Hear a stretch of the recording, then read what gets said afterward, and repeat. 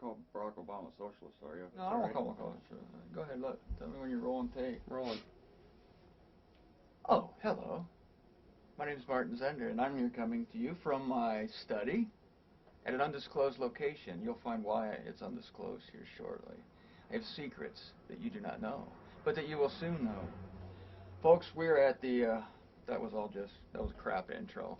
We won't use it. You'll never, if you see this, it means my editor left it in, which he would never do. So, hi, I'm Martin Zender, and I'm here to talk to you about why this eon is about to end, why we're in the last days, I believe. We're seeing things on the political front and on the religious front that were prophesied thousands of years ago by a man named Daniel, one of the great prophets. In order to understand the political scene today, you need to understand what's happening in Daniel chapter 2 and Daniel chapter 7. In order to understand how a man like Barack Obama could have possibly been elected president, you need to understand Daniel chapter 2 and Daniel chapter 7. In order to understand why the religious right is about to coalesce into a mighty force, you need to understand Daniel chapter 2 and Daniel chapter 7. I'm going to give you some brief background information, and I mean brief. This is the Cliff Notes of Daniel 2 and 7. Israel was deported into Babylon many moons ago. And the king of Babylon at that time was the wind's really howling here. You hear that? It's apocalyptic, which is quite fitting. Can you hear the... it's winter as I talk, and I got lousy windows, but this won't be in the film, right? No, okay, good. Nebuchadnezzar was the king of the world. There have been only 3 worldwide kingdoms in the history of mankind. And the very first one that ruled the whole earth was the Babylonian Empire, King Nebuchadnezzar, president. Okay? Now, Israel was deported there. He came and captured Israel. There's a very wise man there called Daniel. And one night, this King Nebuchadnezzar had a dream. And in this dream, he saw this gigantic... I keep looking over here because I'm looking at my computer screen. No, I don't want to see it yet. No, over yet. Don't look over there yet. Focus on me. Nebuchadnezzar had a dream, and he saw this giant image. Well, they found out there was a man in the kingdom who was plugged into God, and that was Daniel. And God gave Daniel the answer to the king. Now, let's just scroll over. I've worked really hard on these charts here. Whoops, you weren't supposed to see that. I've been working hard on these charts. Look at this. Can we zoom up on this? Don't look at the right yet. This is a big surprise I got planned for you. This is the image Nebuchadnezzar saw. Actual photograph of King Nebuchadnezzar's dream right here on the internet. He said, Daniel told him that you saw this image and the head was of gold. He said, that's you, O king. And King Nebuchadnezzar was probably quite flattered. That's you.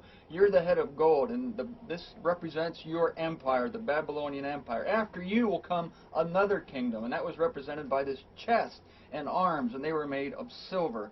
And that kingdom was yet future, as Daniel spoke. But now that we're several thousand years past that time, we know that it is the Medo-Persian Empire. You see, the Babylonian and the Medes and the Persians came together, and never trust a Mede and a Persian together. They'll always try to take over the world. It's just the way Medes and Persians are. If you see a Mede and a Persian at a party, run. They'll take over the world.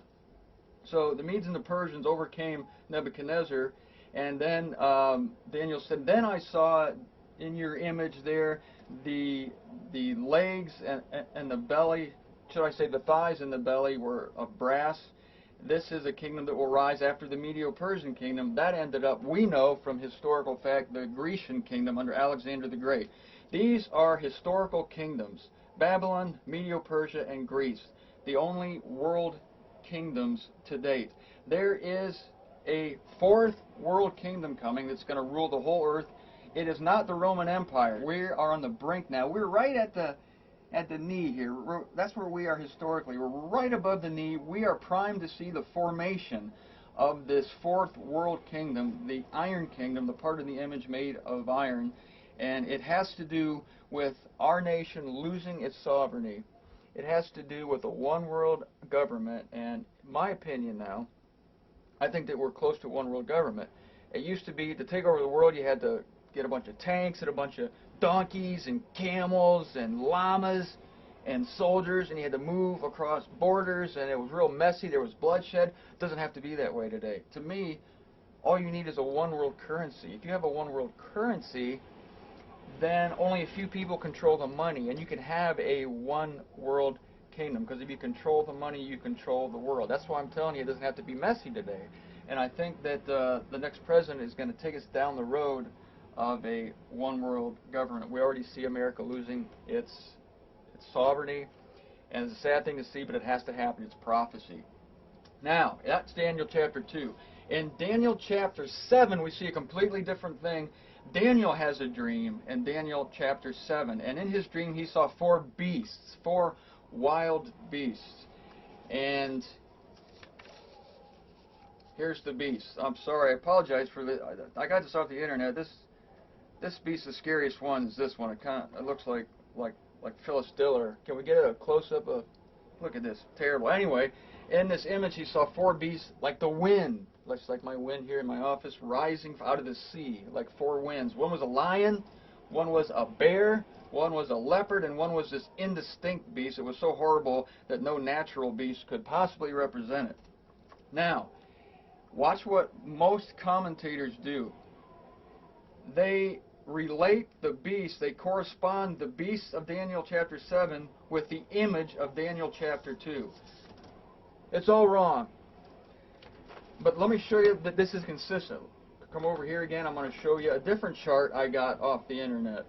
This is a different chart, but it says the same thing.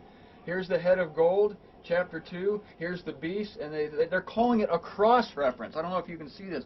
They're calling it a cross-reference, as if this lion corresponds to the head of gold, as if the bear corresponds to the Medo-Persian Empire, as if the leopard corresponds to the Grecian Empire. None of it true. Here's a third chart. Whoops. Look at this one. This was done by a 6-year-old, but I think it's pretty good for how wrong it is. See? They're making these parallel. Here's my question. If the beasts are saying the same thing as the image, why have the dream in addition to the image? Why did Daniel have a dream in addition to Nebuchadnezzar's dream? If they were trying to learn the same thing, if God is trying to teach us the same things, why are we having 2 different things going on here? So this is something completely different. And this, too, this is a real key. Daniel chapter 7, verse 7 says this. As Daniel is rehearsing his dream, in place of this, perceiving am I in the visions of the night, and behold, a 4th animal. He's talking about Phyllis Diller here. Where is it? He's talking about this 4th animal. She has monstrous iron teeth, devouring and pulverizing and stamping upon the remainder with her feet. Stamping upon what remainder? She is stamping upon these other beasts. Keep that in mind, that's important. Especially as I read verse 11 to you. Perceiving am I then, because of the sound of the monstrous matters that the horn is declaring. One of these horns on this final beast represents the Antichrist. Perceiving am I till the animal is dispatched, destroying is her frame, and granted to the glowing fire. And the remainder of the animals, their authority is caused to pass away. All these animals that Daniel sees are existing contemporaneously. They're current. They're all existing at the same time. So they can't be representing this kingdom, because this image represents a kingdom that came, passed away. Another kingdom came, it passed away. The brass kingdom came, that passed away. These animals exist at the same time. These animals are not political kingdoms. They don't represent Babylon. They don't represent Medo-Persia. They don't represent Greece. Neither are they contemporary nations. What are they? When you find out what they are, you will find out why 9/11 happened. You'll find out why Barack Obama is president, and you'll find out why Sarah Palin is so good looking. Now, I know this sounds like a huge tease, but go to martinzender.com, click on the Beast of Daniel chapter 7, and you will get the answer, what these beasts represent. Nobody else is saying this. All these charts on the internet are wrong, and as for me, I'm going to try to find a black jack to put on my red queen.